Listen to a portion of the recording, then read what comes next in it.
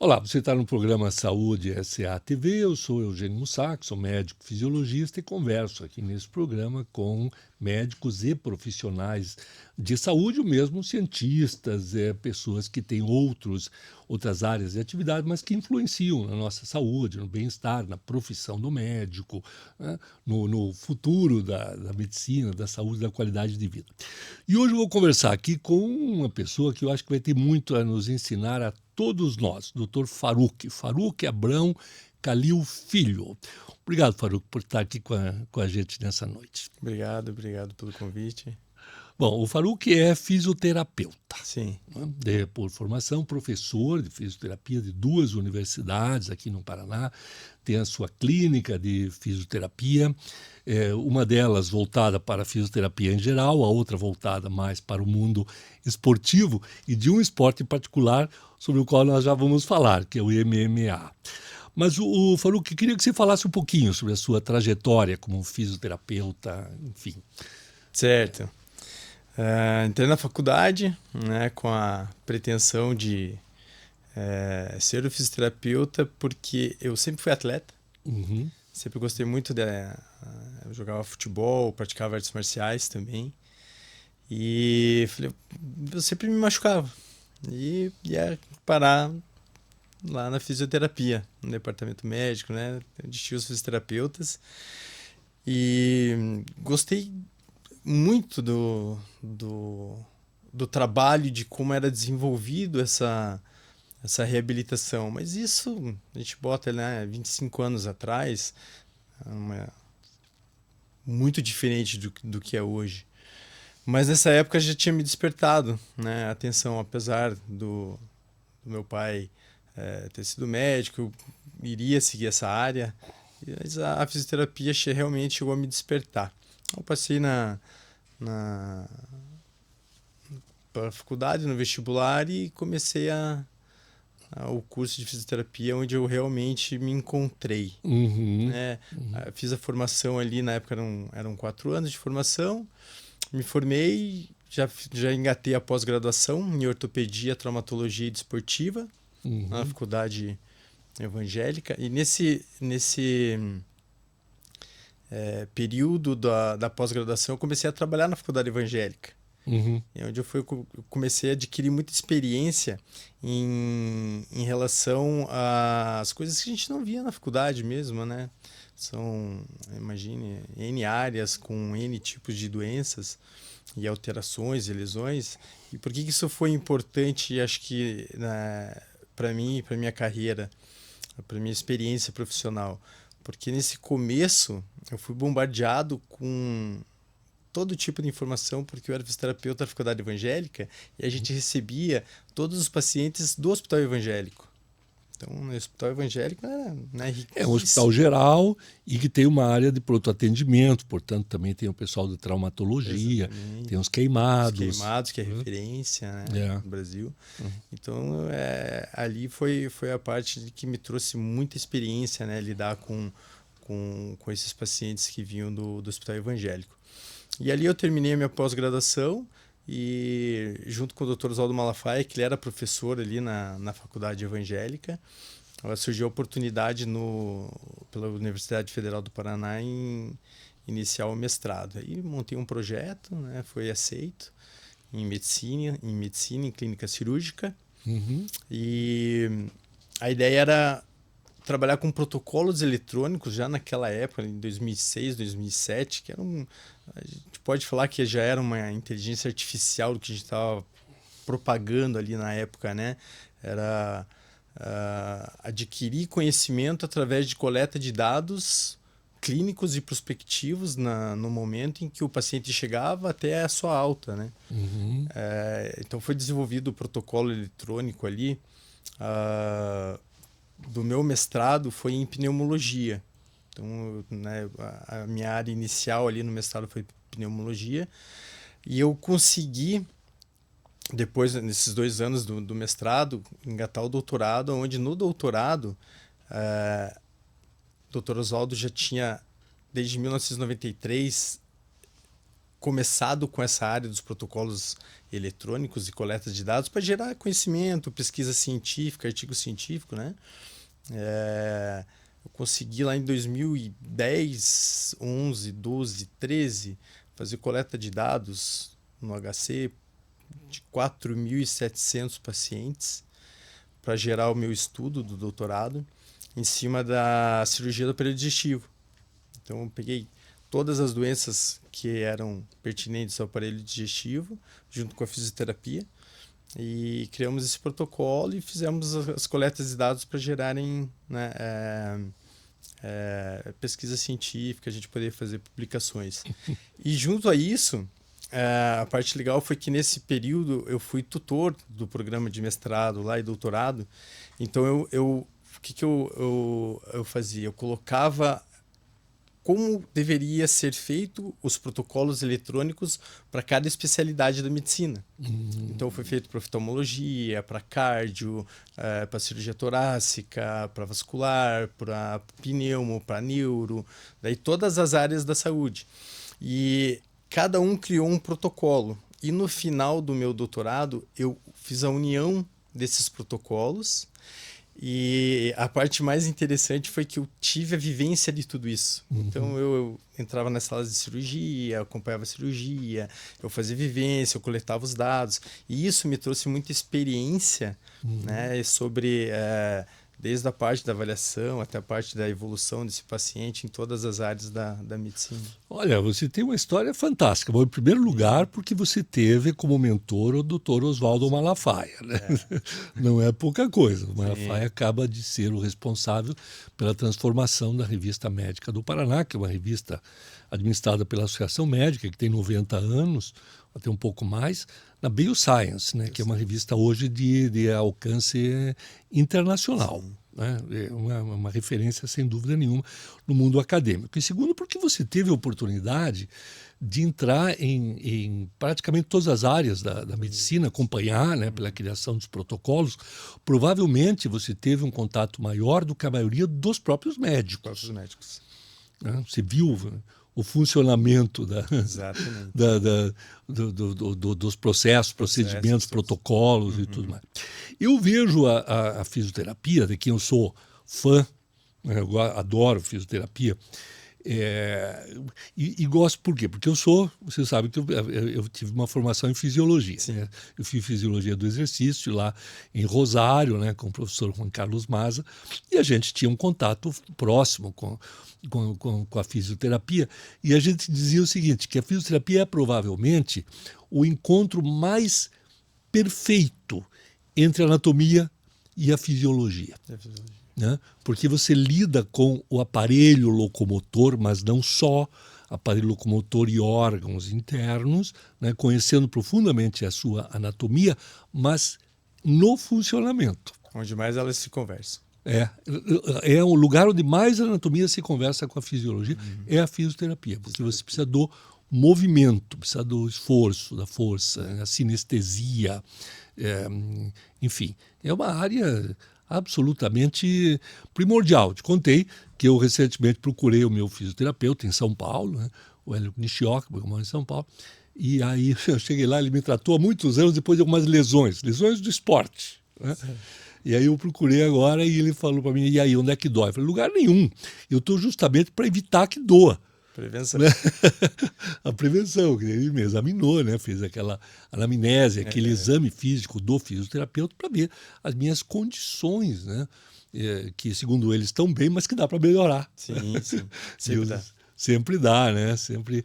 Agora, você tem, eu falei até no começo, que você tem 2 clínicas, né, em Curitiba, e uma é voltada mais para reabilitação, né?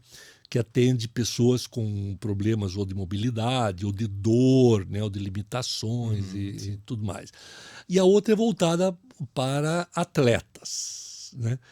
E especialmente, não apenas, mas especialmente atletas de um esporte que é um pouco questionado por muita gente, que é o MMA, né, que são as artes marciais, o encontro de todas as artes marciais. Né? Certo. Algumas pessoas chegam a dizer que MMA não é esporte. né? Você vê como esporte? Como é que você vê essa Eu situação? vejo como esporte, né? É um esporte de combate, onde o que foi e é aprendido são várias artes, né? Por isso ela é chamada de artes marciais mistas. É um esporte de altíssima performance. Eu acho que hoje, dentro, obviamente, das lutas, né, dos combates, o suprassumo ali da, da- das guerras de mano a mano, de homem contra homem, né, mulher contra mulher, porque ele exige muita dedicação, muito equilíbrio, muita Não, biomecânica, sem dúvida. muito. Sem dúvida. E, Não, quem combate, perdão, combate, é, combate esse combate, alega a questão da violência, né? sim, sim. Que realmente pode machucar a pessoa, né? Mas eu estava pensando aqui, me lembrando agora, que desde que as Olimpíadas existem, né? Na antiga Grécia, muito antiga, as três primeiras modalidades foram corrida, salto em altura e levantamento de peso. Daí a expressão mais alto, mais forte, mais rápido, né? E depois foram surgindo outros esportes. O quarto esporte foi luta, Luta. né? Aquilo que hoje a gente chamaria de luta greco-romana, né? Na época era só Grécia, mas era luta, né? Então, Se a gente botar, pensando nisso, um esporte olímpico, um dos maiores esportes, o esporte mais valorizado, que é o boxe, é um esporte altamente violento, né? E que gera muito mais problemas incapacitantes e com maiores sequelas do que qualquer outro, né? E não chega nem perto do MMA. Nós temos estudos científicos relatando, porque a luva do MMA ela é específica para quando causar impacto já, né? Diferente da luva do boxe, que ele vai batendo e o cérebro vai chacoalhando e fazendo aquelas lesões ali. A do MMA não, né? Ela que lá entra a mão mesmo, já apaga, acaba a luta ali. acaba a luta aí, né? Geralmente é muito Porque, na difícil, a gente verdade, não as tem. lesões cerebrais, elas não são causadas pelo choque da luva, né, da mão. Não. É o cérebro contra a caixa craniana, né? Mas quanto mais a luva ela tiver o amortecimento, mais o impacto é absorvido ali no cérebro, né? Então Vai ele pro vai cérebro. chacoalhar mais. Uhum. Olha Por só. isso que no boxe ele causa, né, a famosa Eu lesão. acho que a diferença está no fato de que MMA, às vezes, você vê sangue. Exatamente. No boxe, não. No boxe não. No boxe muito difícil você ver um nariz sangrando, uma sobrancelha aberta, Uhum. né? É muito difícil, mas a violência acho que tá nisso, porque a maioria das pessoas que falam, pô, a MMA, assim, eu não gosto porque tem sangue, né? Aí tem o tablado lá, tem o octógono cheio de sangue, né? Eles ficam meio arredios, mas nada. São cortes pequenos, dificilmente você vê um corte muito profundo, né? Algumas lesões muito mais absurdas, muito difícil. As lesões são mais corriqueiras do que a gente imagina. Agora, Lesão de ombro, cotovelo, punho, joelho, quadril, são lesões corriqueiras. lesões corriqueiras. No mundo do esporte repetitivo, né? É verdade. Agora, deixa eu perguntar uma coisa. A fisioterapia, ela é encarada como enfim, um procedimento, uma técnica, né, da área da saúde que visa a reabilitação, né? Mas ela pode também ser usada, quer dizer, a reabilitação de alguém que sofreu uma lesão, né? Uma lesão num esporte, uma lesão num acidente, ou até lesões do cotidiano, como você falou agora há pouco. Mas a fisioterapia não pode ser encarada também como uma área que evita essas lesões de acontecerem? Sim, sim, é a famosa fisioterapia preventiva, né? Fisioterapia preventiva. Fisioterapia Né? preventiva. Hoje o que a gente preza muito é muito mais a prevenção do que o próprio tratamento em si. tratamento de uma lesão. Porque se eu prevenir, esse paciente vai ter muito mais qualidade de vida, ele vai ter muito menos possibilidade de sofrer uma lesão, né? E protelar ou prolongar alguma outra situação por uma lesão que ele possa vir a acontecer, vamos dizer, uma alteração biomecânica que ele apresenta, né? Uma alteração anatômica, um genovar, né? Um joelho, né, torto ali, isso aí pode acarretar algumas alterações no futuro. Se a gente trabalhar em cima dessa prevenção, provavelmente lá no futuro ele não vai ter essas alterações, uma artrose de joelho, por exemplo. Né? Então a gente consegue prevenir isso, uma torção, entorse de tornozelo, a gente consegue prevenir isso para que no futuro ele tenha muito mais qualidade e não venha a sofrer essas alterações. E como é que você vê a diferença entre o trabalho de um fisioterapeuta, no caso um fisioterapeuta preventivo, e um personal trainer, que é um educador físico? São diferentes, né? No quesito do... O educador, o professor de educação física, o personal, ele pensa mais na qualidade de vida, acho, do cliente dele, do indivíduo que ele está trabalhando. Por quê? Porque o fisioterapeuta ele vai avaliar a funcionalidade. Funcionalidade. Porque o fisioterapia é função, terapia é tratamento. Então, eu vejo quais são as alterações, quais são as funções que estão alteradas ou que possam vir a ser alteradas para eu melhorar aquela biomecânica. O personal ele trabalha muito mais local, mais focal, e daí o fisioterapeuta nessa alteração biomecânica ele vai ter que ser mais segmentar, né? Diferente ali daquela focal ali que o personal trabalha. Acho que pensando nessa diferença entre o personal e o tratamento preventivo, lá, vou ganhar força, né, que o personal vai dar. Assim, eu posso trabalhar muito mais mobilidade de um paciente que ele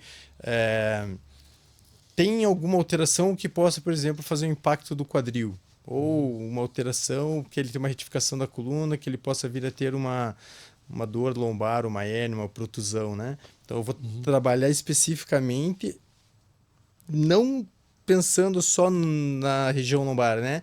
Mas no que está acontecendo no geral, por que ele tem essa alteração. Sabe, o meu fisioterapeuta uma vez me comentou que o fisioterapeuta era visto como uma espécie de um desentortador de lataria. Que o que se esperava dele, né, como um mecânico que vai lá e desentorta. Conserta. Põe no lugar. E, na verdade, o fisioterapeuta é muito mais do que isso, né? Porque leva em consideração, inclusive, os aspectos mentais. Né? A gente falava do MMA agora. Quanto de treinamento mental tem um atleta de alto rendimento em MMA? E o quanto isso impacta numa lesão. E o quanto isso pode impedir uma lesão ou permitir que ela aconteça. Exatamente. Né? Aspecto. Agora, na relação com a medicina, você acabou de nos explicar aqui que a fisioterapia tem relação com todas as áreas da medicina. Né? Tanto é que nos hospitais, especialmente aqueles de uma permanência um pouco mais longa, de idosos e tal, sempre tem fisioterapia respiratória. Respiratória e motora. E motora também, né? No Hospital Erasto Gertner, por exemplo, que é o Hospital do Câncer, tem fisioterapia para a fala, né? De pessoas que fazem, às vezes, cirurgia de faringe, perde a fala e consegue recuperar ou repor, pelo menos uma parte da capacidade de falar, graças ao trabalho da fisioterapia. Fisioterapia oftalmológica. Pois é, oftalmológica, né? Muita gente não acredita nisso, mas o olho tem músculos, né? São músculos que permitem o movimento, acomodação. Exatamente. E tudo mais. Existe a fisioterapia oftalmológica. Hoje nós temos várias áreas aí, uma delas é a fisioterapia oftalmológica. É uma especialidade da fisioterapia. Agora, os ortopedistas, eles gostam, não vou generalizar, não é? Mas ortopedia é uma especialidade da cirúrgica. Né? Então, o ortopedista, em princípio, gosta de operar. Né? e depois chama o fisioterapeuta para fazer a reabilitação pós-operatória. É possível que a fisioterapia evite a cirurgia em certos casos? Em certos casos, sim, né? Então, vamos partir do princípio que, como você comentou, a fisioterapia ela está em todas as áreas ali da medicina, assim como acho que todas as áreas da saúde que elas se conversam pela multiprofissionalidade, né? Claro. Não tem como, eu sempre falo que a fisioterapia, ela, ela traz a cura daquela alteração, daquela lesão, daquela doença, mas o paciente ele é reabilitado pela equipe multidisciplinar. Uhum. São coisas diferentes. Eu consigo trabalhar o meu paciente, mas até determinado momento. Por exemplo, com o exemplo lá do personal. O meu paciente ele vai ser curado daquela alteração que ele apresenta, a lesão, e depois ele vai ter que ir para um personal. Então, é um segmento multiprofissional. Depois ele ainda vai ter o médico dele que vai estar acompanhando, ele vai ter um nutricionista, ele vai ter um né? psicólogo, né? Ele vai ter, então essa parte multiprofissional ela é muito, muito forte, muito importante dentro da área da fisioterapia. E consequentemente, quando a gente tem uma equipe multiprofissional assim, fica até mais fácil eu responder a sua pergunta, que a fisioterapia, em certos casos, ela pode sim evitar tratamentos cirúrgicos, né? Existem tratamentos cirúrgicos que são inevitáveis. Uma fratura de tíbia, de terço médio, distal, que precisa de uma placa e um parafuso, né? Isso aí, com certeza, vai ter que ser realizado o procedimento cirúrgico. Mas a gente falando de umas alterações mais musculoesqueléticas, vou dar um exemplo, uma luxação de ombro. Né? Acontece muito com os atletas.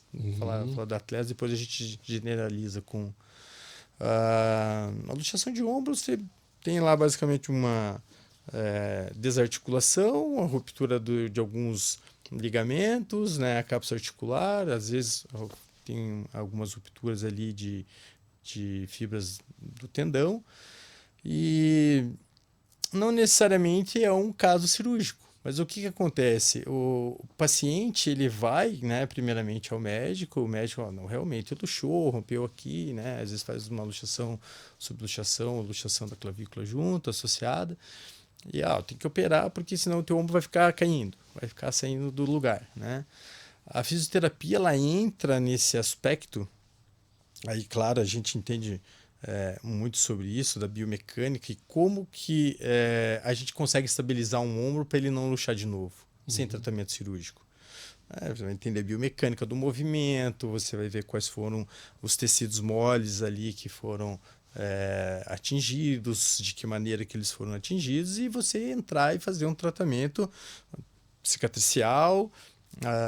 Tem ligamentos ali que vão ficar insuficientes, que eles são estáticos, mas a musculatura é dinâmica. Eu consigo trabalhar essa musculatura, fazer essa estabilidade, essa estabilização da articulação do ombro, e esse paciente ele ter uma vida normal e nunca mais luxar o ombro de novo. Então ele não a gente conseguiu evitar um tratamento cirúrgico que é mais agressivo, né, que vai abrir, que vai ancorar, que vai ficar lá 60 dias, né, atrofiando a musculatura. E se a gente for pensar em atletas, esse atleta ele precisa lutar daqui a 3, 4 meses. Ele depende disso. Essa outra pergunta que eu queria fazer para você, que é assim, há uma visão de que a fisioterapia é um tratamento demorado. Né? E, no entanto, não precisa ser. Né? Não. Agora, nessa reabilitação, entra a parte digamos, do exercício, do procedimento que você faz na clínica de fisioterapia, mas, digamos, você vai lá 3 vezes por semana no fisioterapeuta, passa 50 minutos, 1 hora com o fisioterapeuta, são 3 horas em uma semana. Né? O que acontece no resto do tempo, em tese, o fisioterapeuta não tem nada a ver, mas não cabe a ele fazer algumas orientações também? Esse é o ponto-chave do ser paciente. Né? Eu sempre falo com os pacientes, eu estou avaliando o paciente, né? A gente faz a avaliação, estou dando anamnese, exame físico, conversa, se é bem assertivo nesse diagnóstico para a gente fechar o tratamento. Ele pergunta assim, mas E aí, quanto tempo que eu vou ficar bom? Como que, né? Depende. Depende. A primeira coisa que eu sempre falo é assim, cada um é cada um. Esse é o princípio da individualidade, né? Cada um é cada um. Pode ser que uma lesão de ombro sua com a lesão de ombro dele, que pode ser a mesma, dele pode demorar 2 meses, a sua 1 mês e meio. Depende, é o princípio da individualidade. Músculo, tendão, colágeno, alimentação, atividade laboral, né? São N fatores que vão trazer essa resposta. Mas a questão é assim, o paciente ele quer que seja resolutivo. De ser resolutivo é você pensar que o paciente ele vai 2, 3 vezes ou até 5 vezes na semana, né, para fisioterapia e passa realmente 1 hora com você. E ele tem as outras 23 horas do dia. Então, cabe ao fisioterapeuta fazer a orientação para esse paciente e não realizar determinadas tarefas ou situações ou posturas que irão prejudicar ele pós-tratamento. Muitas vezes viciosas, né? Viciosas. Hábitos arraigados ao longo de uma vida inteira. Exatamente. Que naquele momento alteram a biomecânica dele e daí quando o que acontece muito e que digamos, o paciente ele desacredita muito da fisioterapia, né? Que acontece demais, né? Hoje, sim, fisioterapia eu vou, mas tem a fisioterapia e tem a fisioterapia. Tem empresários, tem médicos, cada área tem a sua, né? Então, assim, o que acontece? Falta essa orientação. Por quê? Você vem na minha clínica, eu faço as minhas melhores técnicas, meus melhores métodos mais assertivos para aquela determinada alteração, doença que você apresenta. Se o paciente sai dali sem orientação e vai para casa e realiza aquelas atividades corriqueiras dele e que alteram a biomecânica, que fazem uma sobrecarga naquela região, que fazem com que ele tenha que compensar de alguma maneira, quando ele voltar no outro dia para você, ele vai falar o quê? Nossa, mas eu senti muita dor ontem. Ele vai achar que a culpa é da fisioterapia. Porque você fez alguns exercícios. Sim. Né? Sim. Na verdade, não foram os exercícios, e sim as atividades corriqueiras que ele continua fazendo. Não que ele não possa fazer, mas elas devem ser corrigidas. Não, mesmo um exercício, né? Às vezes um exercício se mexe com a musculatura que você vai ficar dolorida. Vai ficar dolorida depois, né? Nem que você vai para a musculação. Agora, é por isso que às vezes algumas pessoas acham que a fisioterapia piorou a lesão. Né? Acho que até pode acontecer. Pode. Né? Mas muitas vezes é uma percepção incorreta do paciente. Às vezes é uma percepção incorreta e às vezes é uma culpa do fisioterapeuta em realizar o tratamento inadequado, né? Que acontece muito, muito mesmo. Talvez por falta de conhecimento, talvez por atender muitos pacientes num determinado período de tempo, né? Não ser tão assertivo nas técnicas e nos métodos. Isso realmente pode acontecer, você piorar uma lesão. Isso pode realmente acontecer. Mas também o paciente ele tem que entender que nós estamos fazendo um trabalho de readaptação tecidual. Isso. Né? A gente está trabalhando aquele local que a gente pensar em dor crônica, que faz muito tempo que ele não realiza determinado movimento para levantar o braço porque ele sentia dor. Né? Então você vai ver, você vai mexer músculos que para ele fazia muito tempo que ele não mexia. Uma amplitude de movimento, né? um movimento ali que ele não conseguia e a gente vai lá trabalhar, forçar, vai sentir uma dor articular mais tarde. E essa percepção do paciente é errônea em pensar que a fisioterapia está piorando. E eu falo para eles, não, calma, tenha um certo cuidado com isso, em pensar, porque movimento cura movimento. Então, se eu tenho aquele movimento que ele está bloqueado, o meu movimento que eu estou fazendo vai curar esse bloqueio. Então ele tem que ter essa percepção. Existem alguns movimentos também que ele tem que evitar. Tem que evitar. Uma lesão de manguito. Não levante o braço, não tente levantar acima do ombro. Acima de 90. Enquanto a gente não fortalecer. E exatamente isso. Isso é a orientação que tem que ser pertinente do fisioterapeuta e ser assertivo na orientação. E persistir. Porque o paciente, ele longe do fisioterapeuta, ele gosta de continuar nas atividades, não parar. Ele vai no supermercado, traz com a sacola pesada, né? Fala, ó, não dirige tanto, 5 horas no carro, né? Então, lidar com o O paciente. problema do paciente é que ele é rebelde. Ele é né? rebelde. Eu tinha um professor que dizia sobre músculo, ele dizia o seguinte, deixa eu ver se eu lembro, ele dizia assim, com relação a músculo, o que estiver flácido, tonifique. O que estiver fraco, fortaleça. O que estiver encurtado, alongue. Isso Essa é uma máxima. É uma máxima, né, da fisioterapia. Né? Agora, eu acho que fisioterapia seria, assim, do ponto de vista biomecânico, né, músculo, tendão e articulação. Né? Isso que compõe o aparelho locomotor do musculoesquelético. E parece que pouca coisa, mas nós temos quantos músculos? 200 e tantos músculos, umas 600 articulações. Os ossos, os acidentes ósseos, os ligamentos, as cápsulas. Os ligamentos são milhares de ligamentos que nós temos. Muitos ligamentos, né? E toda a parte da cartilagem, toda a parte condral, muita coisa, né? Então, se a gente for pensar realmente em lesão em biomecânica e musculoesquelética, a anatomia tem que estar voando e a fisiologia do lado ali para a gente entender como que esse sistema funciona, né? Porque um depende do outro. Um depende do outro, exatamente.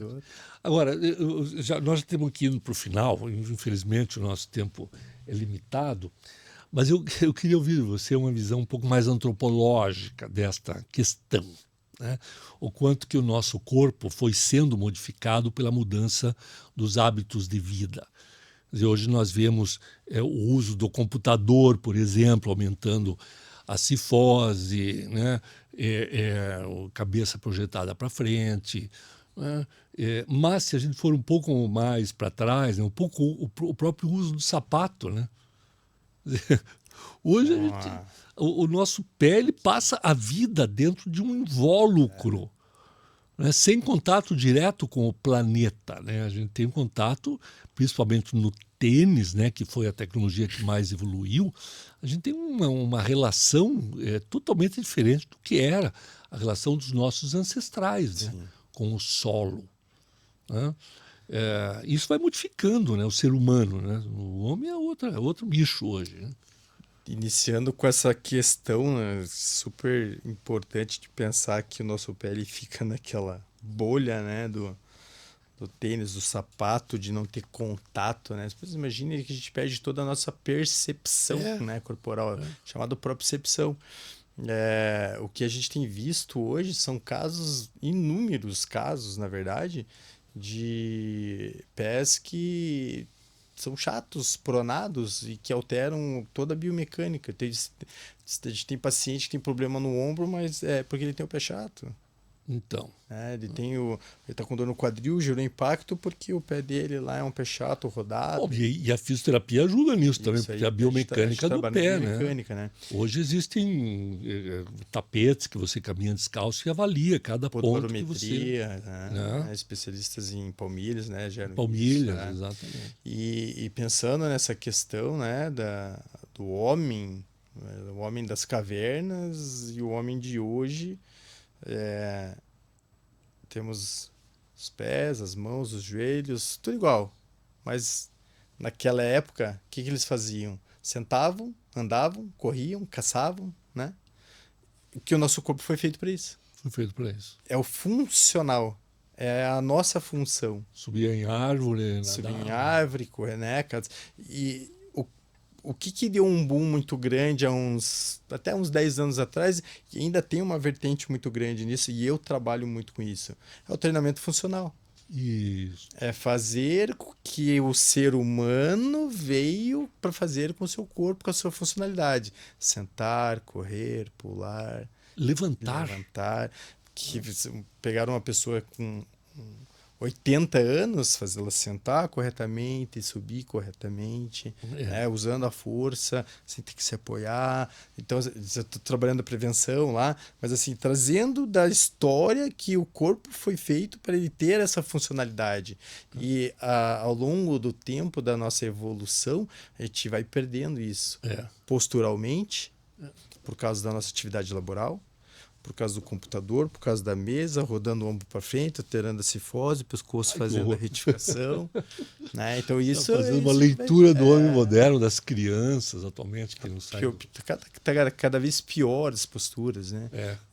Eu falo que quem trabalha hoje com a área da saúde, eu falo muito para os meus alunos isso, que você olhar para o futuro e entender o que está acontecendo hoje e o que aconteceu nesses últimos 10 anos dessa evolução tecnológica.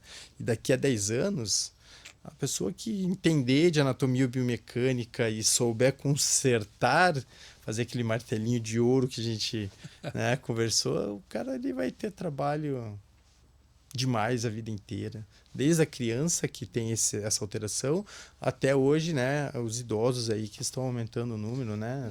Muito, né? Muito. Então, assim, e você sabe que hoje a fratura do idoso vem principalmente daquilo que você chamava, não sei se ainda se chama, queda de mesmo nível. Queda de mesmo nível, Você cai caminhando. E caminhando porque ele tropeçou. Mas tropeçou aonde? Tropeçou no próprio chão. Não tem nem o tapetinho mais. Ele enrosca o pé no... Né? Ele vai porque ele não levanta mais o pé, ele vai meio que arrastando assim. Né? Isso é perda de função. Isso é perda de função, que é onde a fisioterapia entra, né? Na fisioterapia geriátrica e gerontológica, trabalhar essa função para que ele previna a queda e a fratura do colo do fêmur, a fratura de fêmur, para não ter que ir para prótese ou, né, nos piores dos casos, ir a óbito, porque é um caso bem... E às vezes aí vai para o hospital, né, é internado, acaba tendo uma infecção hospitalar, uma pneumonia e fica muito tempo no leito, faz escara, né? Faz as lesões por perde função pulmonar, perde função respiratória pulmonar, super complicado. Faruque, um prazer imenso falar com você, porque você faz uma leitura tão bonita, tão real, né, do corpo humano, essa biomecânica fantástica, né, que a natureza criou ao longo de milhões de anos, depois nós fomos estragando rapidamente, né? Estragando para os fisioterapeutas consertarem. E os fisioterapeutas existem para consertar. Os fisioterapeutas, né? Menos mal, né? A fisioterapia existe, que está aliada com as outras áreas da medicina, como você disse, pertence a uma visão multidisciplinar, né? Multiprofissional do ser humano, e é absolutamente necessário. Sou fã. Fiquei fã do seu trabalho, né? Seu fã. Você tem uma visão poética também da sua profissão. Parabéns mesmo. Foi um privilégio conhecer você. Obrigado, uma honra. Obrigado pelo convite. Bom, você acabou de assistir mais um programa Saúde SA TV, que hoje conversou com o Faruque Abrão Calil Filho, fisioterapeuta, que fala para a gente muito sobre o funcionamento do corpo, mas também sobre vida, né? Como viver mais e viver melhor. Obrigado. Nos vemos no próximo programa.